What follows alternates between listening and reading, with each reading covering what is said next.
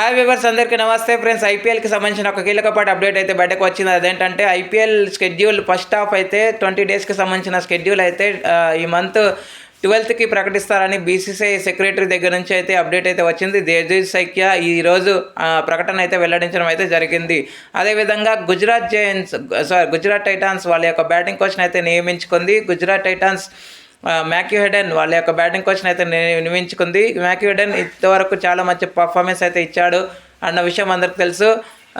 2009లో 529 runs అయితే చేసి orange క్యాప్ని కూడా గెలుచుకున్న విషయం అందరికీ తెలిసిందే. దాంతోపాటు సిఎస్కేలో 2010 టైటిల్ కొట్టడంలో తన ఒక మెంబర్ అని మనందరికీ తెలుసు. సో మరి ఇప్పుడు గుజరాత్ జైంట్స్కి మార్గనిర్దేశకుడిగా ఉండబోతున్నట్టు అవకాశం అయితే ఉంది. దీనికి వాళ్ళ యొక్క డైరెక్టర్ విక్రమ్ సోలంకి అయితే ఆనందాన్ని వ్యక్తం చేయడం అయితే జరిగింది. Okay friends, thank you. ఇలాంటి అప్డేట్స్ కోసం ఛానల్ని సబ్స్క్రైబ్ చేయాలి, కమెంట్ చేయండి. మరొక అప్డేట్తో మేము ఉంటాను ఫ్రెండ్స్. అంతవరకు సెలవు, నమస్కారం.